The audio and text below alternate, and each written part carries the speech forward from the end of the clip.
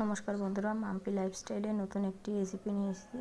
তো আজকে করব আমের জেলি। তো আমটা ছুলে নিয়েছি, এখন চিনি নিয়েছি, লঙ্কা নিয়েছি, শুকনো লঙ্কা, মৌরি নিয়েছি। আমটা সিদ্ধ করে নেব আর দু রকমের জেলি তৈরি করব, দু রকমের স্বাদের। জল গরম হয়ে গেছে, এখন আমি আমগুলো দিয়ে দেবো, সিদ্ধ করে নেব। আম সিদ্ধ হয়ে গেছে, এখন আমি নামিয়ে দেবো। এবার চেপে চেপে আমের পিউরিটা বের করে নেবো আর এগুলো সব ফেলে দেবো। পিউরিটা বেরিয়ে গেছে, এখন আমি এগুলো ফেলে দেবো।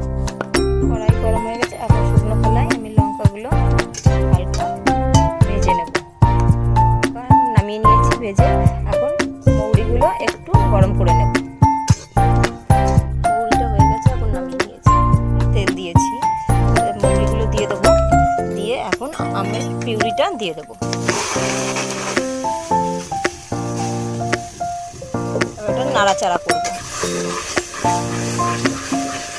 এবার চিনি দিয়ে দেবো।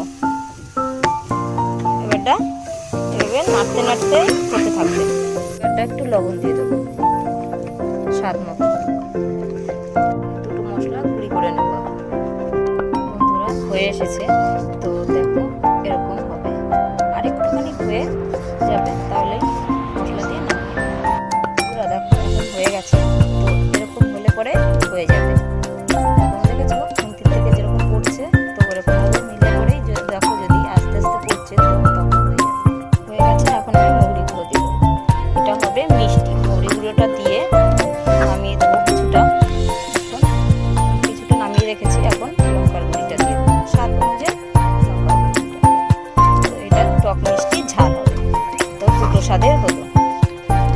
হয়ে গেছে, তো এটা মিষ্টি, এটা টক মিষ্টি ঝাল। তো দেখো কিরকম হয়েছে, পুরো জেলি একদম।